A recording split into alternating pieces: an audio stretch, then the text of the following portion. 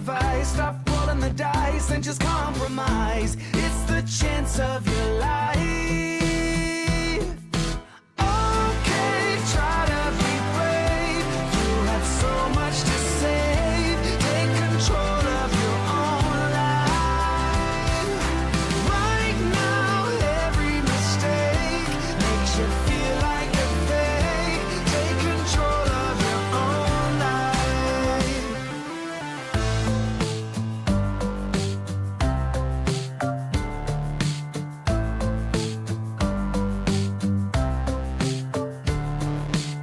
Without any thought, I keep moving on. I don't even care if my soul is gone. So many words that I should have said. Not concerned about how to live instead. Just open your eyes and take my advice. Stop rolling the dice and just compromise. It's the chance of your life. Okay, try to be brave. You have so much to save. Take control of your own life. Right now, every mistake makes you feel like a fake. Take control of your own life. Nothing in life is good. Tied in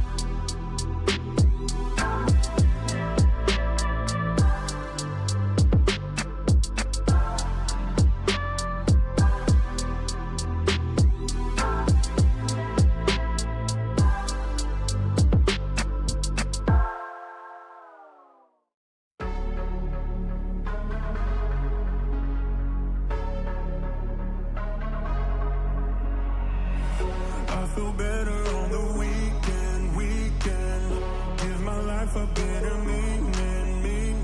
Let me stay where I'm in phase. I feel better on the weekend. I feel better on the weekend. Give my life a better meaning. Let me stay where I'm in phase. I feel better on the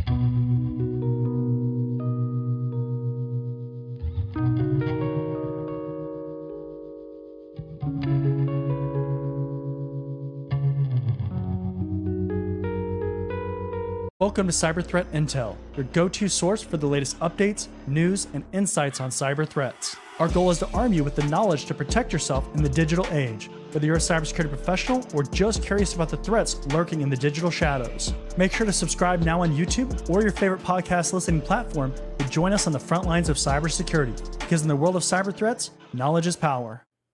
Welcome, welcome, welcome. This is episode number 7 of Cyber Threat Intel. I'm your host, John Good. This is March 27th, 2024. If you're joining for the first time, appreciate it. I'm glad that you joined us. And typically what we do is we give people a few minutes to hop on the live stream and just kind of start off the show that way, give people a chance to slowly kind of ease into it. And then we kind of dive into the different content that we have planned. Today, just like yesterday, we're streaming on multiple platforms. That went really well for us. So we're going to see how things go, see if that trend continues. Typically, our standard format is on YouTube, but today we're also streaming on Twitter or X, LinkedIn. We're also on Facebook. So a few different platforms there for you to enjoy.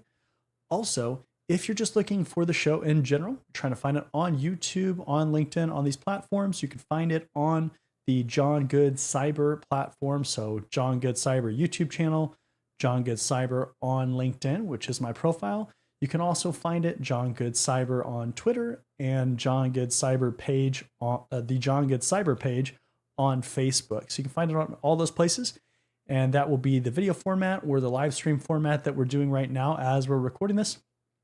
If you'd rather listen on the podcasting platform, something like iTunes, Spotify, something like that, we are available on all the major platforms. So if you just go there, you search for Cyber Threat Intel. Again, that's Cyber Threat Intel. You'll be able to find it. If you want to go to our website, cyberthreatintel.com, again, cyberthreatintel.com, just like the show, You can find all the different platforms that we're on there as well, because there are a whole bunch more other than the popular iTunes, Spotify, those kinds of things, right? There's a whole bunch of different ones that people like to use. You can also check out the article feed on the website. So if you're interested in the articles that we cover in the show, you can see those on there. There's highlights, sometimes notes, things like that you can view. And then also there are other articles that are not necessarily covered, but they're good reads too. So you can see a whole bunch of good information on there, not just specifically what we cover in the show, because obviously that would make the show really, really long. So we definitely don't want to make it excessively long, right? We want to cover as much as we can, make it available to as many people as we can, and keep you moving in your life. So Asim says, greetings from Serbia. Here it's 1 a.m. All right, 1 in the morning. Wow. Well, I appreciate you joining. That's pretty early to be joining, but certainly appreciate you joining the live stream to catch the show. So I'm sure we have a lot of other people from all over the world. Typically on these shows, live streams, just my content in general, especially on YouTube, you know, I get people from all over the world, right? A lot of people from Europe, Asia, Australia, right? South America, North America, all over, right? So it's always great to see a lot of people joining in, trying to stay current with cyber events, cyber threat intel, and just overall advance their cybersecurity career, because that's ultimately what it's about. Now, also, if you are trying to maintain certifications, so if you have a CISSP or a CISP, a Security Plus, whatever, right? GIAC certifications, there's a whole bunch of them. But if you have those and you're trying to maintain them, which is a good idea, right? So they don't expire, you can use these shows for a half a CPE for each show. So typically the Cyber Threat Intel show is about a half an hour, maybe a little bit longer. And then if there are a lot of people that are on and have questions and things like that, sometimes we'll do an after show, but that is obviously outside of the CPE range, but that can help you maintain your certification. So some of these have like 50 certification credit requirements or 60 or whatever per year, right? Like there's different requirements. So that is really, really important too and helpful. Don't miss out on those credits for sure, because those can be a challenge to get if you wait to the last minute. So that's why you join us every day, right? So you can stay current and get your CPEs and at least maintain those certifications. So with that being said, we still have some people that are hopping on here, but we are going to take a second to jump into our sponsor content real quick and talk about our sponsor, Cyber Training Pro, and then I will see you after that. Are you tired of overpaying for cybersecurity training? Are you interested in training from industry professionals? Are you looking for cybersecurity career services? If you answered yes to any of those questions, then cybertrainingpro.com is the perfect platform for you. At Cyber Training Pro, we're a one-stop shop for all your cybersecurity needs. We can train you for industry certifications or just improve your overall knowledge and skills in a certain area. Unlike other platforms, we don't stop there. We can also coach you throughout your career, practice your interview skills, or create a high-performing resume with our career services. CybertrainingPro.com isn't just another training platform. Students get exclusive access to our private community, where we go beyond training courses to provide additional content, tips and tricks, and engagement with both other students and staff. Look, by the year 2025, there could be as many as 3.5 million job openings in cybersecurity. With so much opportunity, why not maximize your career potential with a platform that cares about your success? Come join us at cybertrainingpro.com and start building your future today. All right, thanks to Cyber Training Pro. If you're a company and you're looking to sponsor content, then make sure to check out the description, especially on LinkedIn and YouTube, because it will have the information in there where you can actually contact us about sponsorship, sponsor content, and we can start those conversations. So definitely check that out. While we were talking about the sponsors, we had Marvin also joining us in the chat. It says hello from Miami. Never been to Miami, but I've heard great things, right? Heard it's some great weather. Probably not when it gets humid though, right? But definitely a popular place. So let's see, what time is it in Miami? It's 8:09, something like that in Miami. Awesome. Well, happy that you joined us as well. And with that being said, I'm going to go ahead and rearrange my screens here, and then we'll jump into the articles.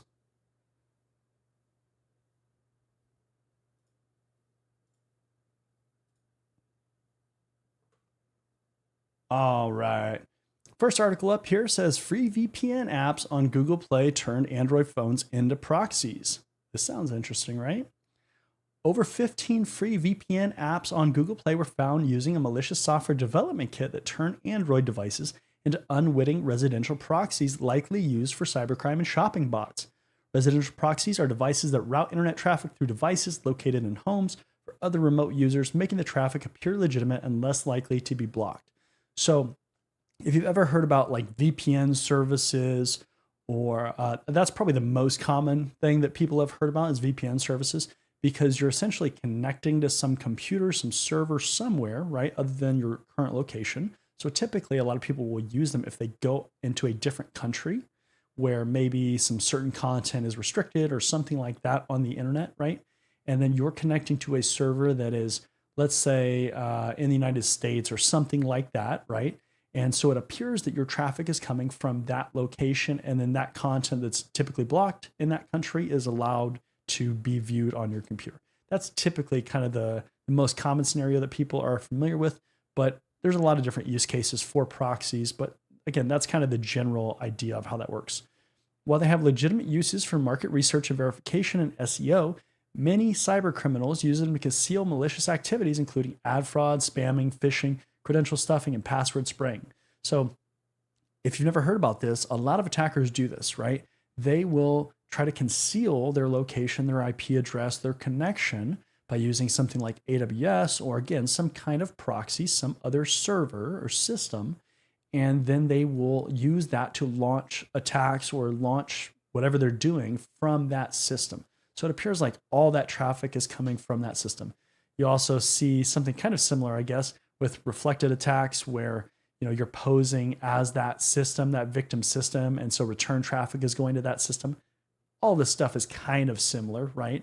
But that's how attackers a lot of times will use these essentially jump boxes, right? That's kind of another term I guess you could assign this, even though that's not technically what this is. It's kind of the same kind of similar idea, right? Users may voluntarily register on proxy services to get monetary or other rewards in return, but some of these proxy services employ unethical and shady means to install their proxying tools on people's devices secretly. So this is saying you can get paid by some of these platforms to, allow this to happen, allow you to be a proxy. Probably not a great idea in general, right? From a liability standpoint, but that exists. But of course, a lot of times these services are not always being used for the best or most legitimate reasons, right? We see that for sure. Let's see what else is say here. Satori analysts, and Satori is this intelligence team here. Satori analysts report that the offending apps were all using a software development kit, an SDK, by Luma Apps that contain ProxyLib, a Golang library, to perform the proxying. There's a quote here. In late May 2023, Satori researchers observed activity on hacker forums and new VPN applications referencing a monetization SDK. LumiApps.io explains the Satori report. And then another quote here. Upon further investigation, the team determined that this SDK has exactly the same functionality and uses the same server infrastructure as the malicious applications analyzed as part of the investigation into the earlier version of ProxyLib. So a similar kind of use case here, but I think really, with this application or this article in general, is you have to be careful about what you're connecting to, and then from a defense standpoint, how are you defending against proxy servers, right? That can be a challenge. You're not going to block the entire AWS infrastructure, which you probably will see a lot of attacks coming from AWS, because attackers will just spin things up, use IP addresses and AWS infrastructure, try to attack your network, right? So kind of a dangerous situation, difficult to prevent. Human believes the malicious apps are linked to the Russian residential proxy service provider ASOX after observing connections made to the proxy's provider's website. The ASOX service is commonly promoted to cybercriminals on hacking forums. Now, especially taking advantage of consumers, end users, right? Just normal people out there in the app store or wherever you're getting these kind of legitimate, and that's in quotes if you're listening on the podcasting platforms, but legitimate applications or seemingly legitimate. And then they're turning into these proxy services where you are basically unwittingly allowing this to happen because you don't know what's happening, right? So really dangerous. We've talked before, actually yesterday we talked on the episode about relying on a lot of these companies to vet some of these applications where users or companies can submit things, right? They're not just being developed by a provider like Google or something like that. But if you're putting it into the store, like here, the Google Play Store, what kind of vetting process is going through that? Because a lot of people could download these applications. They could download them on work devices, right? And so it's, that from an enterprise standpoint, right? What do you allow to be installed on your devices? How do you allow users to get applications? That whole process kind of comes into play here. And then especially if you're allowing users to bring their own devices, then that's obviously another concern is, because they're going to have elevated rights. Are they going to install something like this? Is that going to give access to some of their data that shouldn't be accessible for a service like that? There's all kinds of issues around this, right? Next article here, researchers discover 40,000 strong EOL router, so end-of-life router, IoT botnet. Malware hunters at Lumen Technologies on Tuesday sounded an alarm after discovering a 40,000 strong botnet packed with end-of-life routers and IoT devices being used in cybercriminal activities. According to new documentation from Lumen's Black Lotus Labs, a notorious cybercriminal group has been running a multi-year campaign targeting end-of-life small home, small office, so SOHO, routers and IoT devices around the world. The router botnet, first seen in 2014, has been operating quietly while growing to more than 40,000 bots from 88 countries in January and February of 2024, the researchers warned. So this botnet was slowly growing. And if you're not familiar with what a botnet is, essentially it is all these devices that are connected to this same command and control server where somebody is providing commands or actions for these systems to perform, right? Like that's the idea. A lot of times these are used for distributed denial of service attacks, so DDoS attacks, or other things, right? But the idea is that you can use 40,000 devices to, wreak havoc on whatever you want, really, because it's going to be, just regular consumers, regular people out there, but their devices are taken over. And they really don't have a lot of say in that. They might not even know that's happening, right? They might have to rely on their ISP to be like, wow, look at all this traffic coming from this random house. That's probably something we should look into or talk to that person. So, definitely always a concern, right? Botnets are always a concern. The Black Lotus Labs researchers said they identified the logical map of the group's proxy service, including a campaign that began in the first week of March 2024 that targeted over 6,000 ASUS routers in less than 72 hours. That's a lot of routers, right? That is just the beginning of this this botnet campaign here. The researchers believe the targeting of end-of-life IoT devices around the globe is deliberate, as they are no longer supported by the manufacturer and known security vulnerabilities go unpatched, right? So especially when they're end user or consumer grade devices, if those are able to be taken over, a lot of times people won't replace their devices unless something is wrong with it, right? Like if it's just working like it should, people don't typically replace those devices. And that is definitely a concern from just a general internet usage or manufacturer company, viewpoint, because how do you stop that, right? Like you're not just going to go out there and recall all your devices that you no longer support. I guess unless they're on a lease program or something like that, then eventually, you'll pull them back or whatever. But yeah, I mean, botnets can be pretty nasty as far as how much havoc they can cause for sure. All right, here. Next article, hackers exploit Ray framework flaw to breach servers, hijack resources.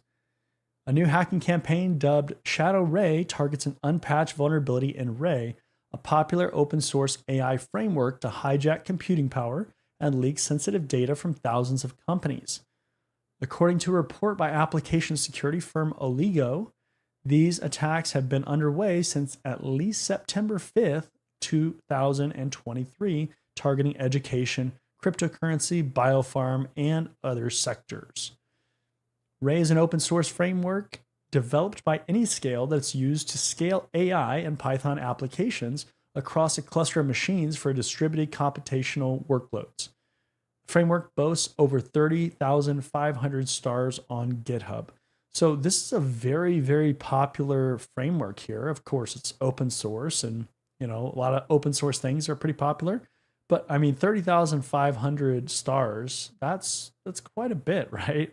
And obviously it's used to scale the hot button here, the scale AI and Python applications across a cluster of machines. So it's basically being used to spread out traffic, workload, things like that to make things run more efficiently, right? In November 2023, Anyscale disclosed 5 RAID vulnerabilities, fixing 4 tracked as CVE 2023-6019, 2023-6020, 2023-6021, and then 48023. However, the 5th bug, so remember there's 5, a critical remote code execution flaw tracked as CVE 2023-48022, so 48022, was not fixed because according to them, its lack of authentication was a long-standing design decision. Think about that, right? Lack of authentication, a long-standing design decision, right? So long-term, they had no plans of having authentication in there. That's how we got in trouble with the internet, right? There wasn't a lot of security thought of as it was being developed, and then look at where we're at now, right? The remaining CVE 2023-48022 that RAID does not have authentication, and this is a quote, built in, is a long-standing design decision based on how RAID's security boundaries are drawn and consistent with RAID development best practices, though we intend to offer authentication in a future version as part of its defense in depth strategy, reads the Anyscale Security Advisory. Sure, right? Like, I've heard that one before, right? It's one of those things where it's like, oh no, we're just trying to get a proof of concept, right? A minimum viable product, and then we're going to bolt on security, right? If you've ever studied anything about cybersecurity, you probably heard that it's more expensive to bolt on security after the fact than it is to build it in the first place, right? That couldn't be more true. And these promises of authentication or better security, I'm not so sure on that one, right? We'll see. Specifically, Anyscale stated that the flaw is exploitable, and get this, only in deployments that violated the recommendations in the project's documentation to limit RAID's use in a strictly controlled network environment. Okay, so violated the recommendations in the project's documentation. That is such a scapegoat. That is crazy. So they are saying that, well, we gave these recommendations and we didn't expect people to violate that. Why would anybody use something in a way that is unforeseen or that is not intended to be used, right? That is such a random statement that I just can't even believe that, right? One of the things that you have to understand in cybersecurity, if you're just trying to get into cybersecurity, you're already in the career field, maybe you're just interested in cybersecurity things in general, but we have this idea that, it's kind of a difference a lot of times with developers versus security-minded people, right? So if you're just development centric in your thinking, or you're security centric in your thinking, that developers, they tend to kind of trust the end user, right? It's like, okay, I learned how to create this application. I'm going to trust that the user is going to use it in the way that I designed it, right? That's one thought. Security-minded person, they are going to say, I don't trust that the user is going to do what they're supposed to do, right? What if the user does something random that we don't expect? What happens, right? That is application security 101. That is, a key thing about security in general is that you don't trust the user, right? You think of the worst case scenarios and you start thinking through things that can happen especially that you don't expect, right? Because it's not typically the thing that you expect that's going to take you down. It's going to be what you don't expect, or what you apply kind of an inherited trust, right? So, and Neil says, loving your content from Canada. Thank you, Neil. Thank you. Marvin says, something that I try to do is try anything that can be done and then you know what to protect. Yeah. I mean, that is the idea, right? You are trying to find what is unexpected, not what you assume is going to happen, right? Because if we assume that everything that happened is, great, it's just, as intended, it's the good thing to do, right? The good thing to do in quotes, then, you're going to miss a lot of those other things, right? That's when we see things like, applications having like SQL injection in them, or just some random field that you have a user put in information and that information isn't being sanitized. Like there's all kinds of bad things that can happen if you're not thinking of the unexpected. That's also why you bring in outside parties to do tests like penetration tests or application security tests, because you want to know things that you didn't think about that person might think about, right? Or you give it to users and say, hey, break this, right? Help me find flaws. So, and Alex says, nice idea. Marvin, requires a lot of red team knowledge during development, though. Yeah, I mean, to a certain extent, for sure. I think that there are kind of these sliding scales of what you can do, right? Like, obviously, the more advanced that your knowledge is, the more that you can try, the more that you're going to be aware of could happen, the more that you can think about. But, there's always even just basic things, right? Like if you have, kind of you're a newer professional, right? Like you're going to know of just like basic things, like what is expected to happen in this application or whatever it is. And then just start, tinkering with it, trying different things. It doesn't have to necessarily be super sophisticated at first, especially because, a lot of times there's just low hanging fruit that you could fix, right? So yeah, there's a lot to that kind of process for sure. So then we kind of got on a tangent there, but that's actually a really important point in cybersecurity, right? Test the unexpected. Think of the unexpected, test it, and just that's why we get a lot of people that are interested in hacking from kind of the that are like tinkerers, right? They like to mess around with things. They like to test like Xboxes or something in an unexpected way, electronics, all those kinds of things, right? Because that kind of thought process is very valuable when we're trying to find vulnerabilities. All right, covered that article enough. Next article here, recent MFA bombing attacks targeting Apple users. Several Apple customers recently reported being targeted in elaborate phishing attacks that involve what appears to be a bug in Apple's password reset feature. This scenario, targets Apple devices are forced to display dozens of system-level prompts that prevent the devices from being used until the recipient responds either allow or don't allow to each prompt. Assuming the user manages not to fat finger the wrong button on the umpteenth password, that's a scientific term there, umpteenth password reset request, the scammers will then call the victim while spoofing Apple support in the caller ID, saying the user account is under attack and that Apple support needs to, and this is in quotes, verify a one-time code.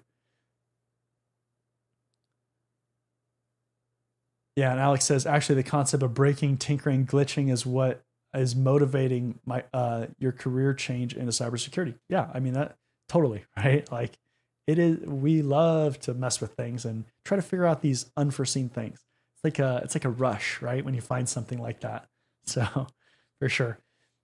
Let's see. Parth Patel is an entrepreneur who is trying to build a startup in the cryptocurrency space. On March 23rd, Patel documented on Twitter X, Twitter/X, whatever you want to call it these days, a recent phishing campaign targeting him that involved what's known as a push bombing or MFA fatigue attack, wherein the pushers abuse a feature or weakness of a multi-factor authentication MFA system in a way that inundates the target's device with alerts to approve a password change or login. Yeah, and they show an image on here too. If you've never seen this, this is actually a real attack. Over the last, I would say, couple of years, this has started to become more and more of a thing, right? More common. But basically, yeah, you just get a lot of alerts saying, hey, do you verify this? Do you confirm this, right? This quote here says, all of my devices started blowing up, my watch, laptop, and phone, Patel told Krebs on Security. Patel said after denying all the password reset prompts from Apple, he received a call on his iPhone that said it was from Apple's support, and the number displayed was, and then it gives the real Apple customer support line number. So that's what displayed on the phone. I've seen attacks like this too, right? Where it shows the actual number, but it's spoofed.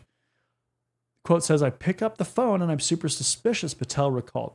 So I asked him if they can verify some information about me. And after hearing some aggressive typing on his end, he gives me all the information about me and it's totally accurate.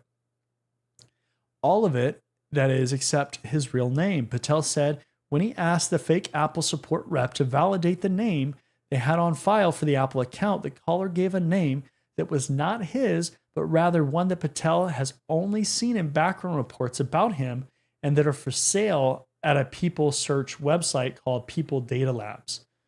So one little tip or one little thing that tipped off Patel that this was not something legitimate, right? And that's how it happens, right? Like if you're very cautious and you're very skeptical, you can find one little kind of crack in the story, and then all of a sudden everything starts to make sense. It becomes more, not realistic or not real. You just realize that it's not legitimate, right? And then they go on to give more details about this one. This is definitely an attack that you should be familiar with. MFA fatigue is not just isolated to phones. It is, really any kind of device, any kind of multi-factor authentication system. Again, we've been hearing about this for the last couple years. So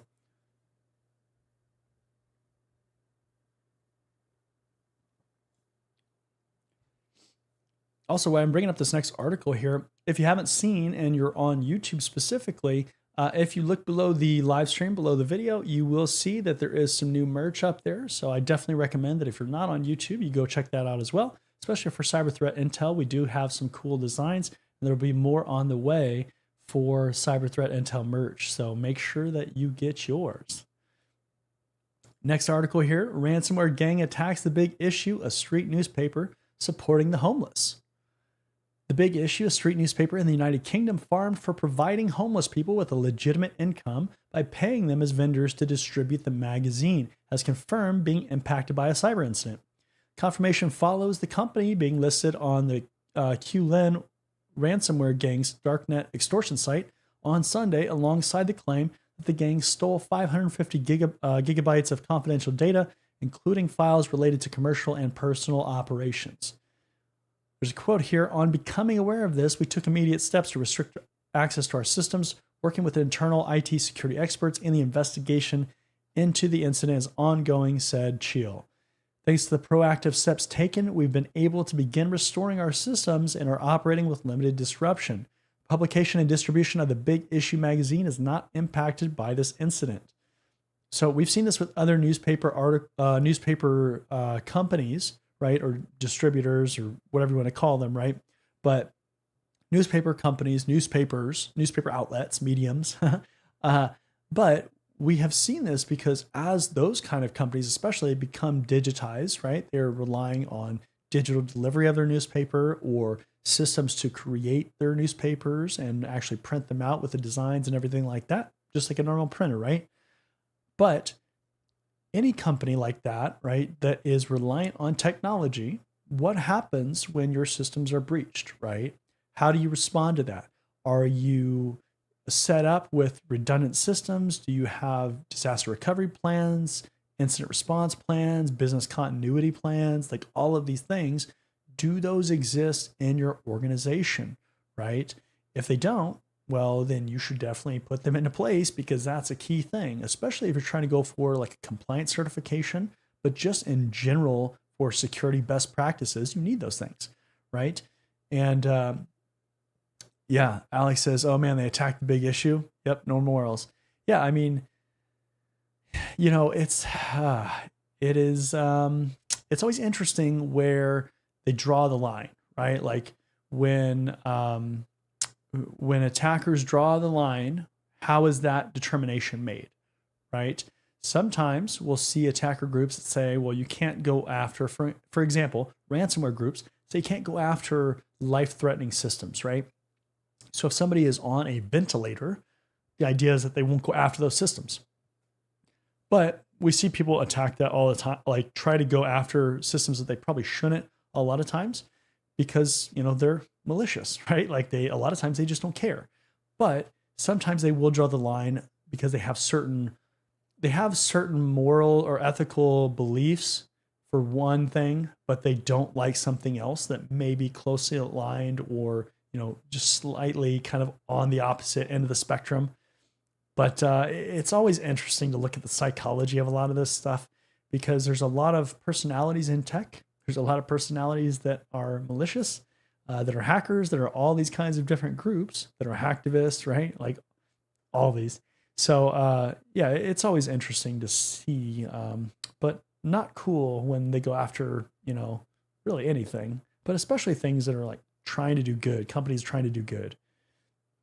The incident comes amid a surge in ransomware attacks targeting British companies in recent years. According to incident trends data released by the Information Commissioner's Office, ransomware attacks against British organizations have risen year on year since records began. So, in general, I think we're seeing more and more attacks, of random companies, of companies within certain industries, and kind of comes in waves, right? Like there's certain events that force or trigger these attackers to go after certain companies. This case, I'm not really sure if this was just like a random victim that they were like, yes, and they just like threw a dart at a board, right? I don't know. But maybe we'll find out kind of over time, right? But not cool, not cool. All right, moving on here. Next article, Chinese hackers target family members to surveil hard targets. So this is a pretty interesting article here for sure. When American prosecutors unsealed an indictment Monday describing a sprawling Chinese hacking campaign, they revealed that when Beijing hackers are determined to infiltrate a person's digital life, few targets are off the table, including family members, right? I bet you thought your family members were safe when they were coming after just you. That doesn't appear to be the case. According to the indictment, between 2015 and 2024, a Chinese hacking group known as APT31 that's linked to China's Ministry of State Secretary targeted thousands of U.S. and Western politicians, foreign policy experts, academics, journalists, and democracy activists. In many cases, the group focused its efforts on politicians that the Chinese government perceived as being critical of PRC government policies. So I think we just talked about this yesterday too. So there was another article that we covered yesterday that's worth reading as well, but along the same kind of lines, right? These are generally individuals who are aware of the risk that China will try to surveil them using digital means and have tried to lock down their digital systems in response. But the same cannot always be said of their family members, and according to Monday's indictment, the APT31 hackers used malicious email messages sent to family members of their actual targets as a reconnaissance tool. So instead of, and actually we see this a lot with companies, right? So with like supply chain attacks, that's a really good example. Same kind of idea, right? Where you have your target that you're trying to go for, so your target company, and then you're actually going to go for one of their vendors, right? Because the vendor has weaker security, but the vendor is connected to your target network. And so that makes it an easier attack vector than going directly after your victim. And then they think it's coming from the vendor, right? So serious issue, right? Really bad time, but same kind of idea, right? They know that you, who oppose their policies, that you're going to lock down your systems. You're going to make sure that your systems are secure. You have multi-factor authentication. You're not going to fall for MFA fatigue or anything like that. But they're going to go after your family members because your grandpa doesn't know how to make a secure password or something, right? Like it's those kind of things that definitely happen, right? And they just have to figure out who is related to you, who your family members are, and they just go after those people, right? They start doing all the collection on those people, and then they start building this plan, this folder of information about you. These emails were not necessarily laced with harmful malware or used in traditional phishing attacks. Rather, they included tracking links, that is, clicked reveal the host of information about the target user, including their location, browser, and operating system, the device they use, their IP address, and schematic details for their network. The hackers use this reconnaissance to enable what the indictment describes as a more direct and sophisticated targeting of devices such as routers belonging to high-ranking U.S. government officials, politicians, and campaign staff. Yeah, so especially if we're talking about like government agencies, they're going to go after like high-profile targets that can really give them valuable information. They're not really going to go after some random person in like North Dakota or something like that is in a very desolate area that they just like, that's not going to help them, right? They're going to go after people that are connected to people that can make a difference if they get that information. So very important distinction as far as, looking at the groups, right? You look at the groups, their motives, who they go after. So hacktivists, are they nation state sponsored, like all of those groups that you've probably heard about as you're studying and learning about cybersecurity. Quote here, it says, I would say from my experience, targeting the families of political individuals in the West by actors like APT-31 is not something that I have seen with regularity in the threat landscape, Raggy said. So I don't, just because you haven't seen this doesn't make that a fact, right? But, honestly, I would say, especially as political landscapes, they get more tense or there's, different things going on, the attacks like this tend to kind of, grow in nature. But again, it's all dependent on the objectives, right? If your objective as a country is not to get this information, like you're trying to get something else or do something else, then maybe you don't use this attack, right? Maybe this is a very specific campaign where they're targeting very specific things that they're trying to get. Most likely that is the case because they're trying to collect information about specific things, but could just be a wide scale campaign of collecting information too, right? Like intelligence gathering campaign that maybe they'll use in the future, right? We don't know, but those things happen too. So again, very interesting article, definitely worth a read. And again, we talked about an article like this yesterday too, so that's definitely worth going back and checking out if you missed that one too. All right. So with that being said, that is the last article for today. Make sure that if you want to see the video version of this, depending on where you're listening or watching, remember on this particular episode, we were live on LinkedIn, on Twitter or X, Facebook, and YouTube. You can find it all on my platform. So John Good Cyber, and pretty much across the board, just find the John Good Cyber page on Facebook, John Good Cyber profile. So my profile on LinkedIn, John Good Cyber on Twitter, and the John Good Cyber YouTube channel. We're on all those platforms, trying to get the information out to everybody that we can. If you go to cyberthreatintel.com, again, that's cyberthreatintel.com, then you can see the all the podcasting platforms that we're on as well. So if you want to listen to just the audio version, or if you want to see the article feed, so you want to read the articles that we covered in the episode today, or any of the previous episodes, or we'll add a bunch of other articles on there throughout the days as well. So it's not just the stuff that we covered. There's a whole lot of other stuff that's worth reading on there too. With that being said, again, just a reminder, if you're a company and you're interested in sponsoring content, make sure to check out the description because there is more information about how to initiate that and get into talks with us about that. But with that being said, we are going to go ahead and wrap it up for the day. I want to thank you for joining, or thank you for watching the replay, and I'll see you in the next one. See you later. Are you tired of overpaying for cybersecurity training? Are you interested in training from industry professionals? Are you looking for cybersecurity career services? If you answered yes to any of those questions, then cybertrainingpro.com is the perfect platform for you. At Cybertraining Pro, we're a one-stop shop for all your cybersecurity needs. We can train you for industry certifications or just improve your overall knowledge and skills in a certain area. Unlike other platforms, we don't stop there. We can also coach you throughout your career, practice your interview skills, or create a high-performing resume with our career services. Cybertrainingpro.com isn't just another training platform. Students get exclusive access to our private community where we go beyond training courses to provide additional content, tips and tricks, and engagement with both other students and staff. Look, by the year 2025, there could be as many as 3.5 million job openings in cybersecurity. With so much opportunity, why not maximize your career potential with a platform that cares about your success? Come join us at cybertrainingpro.com and start building your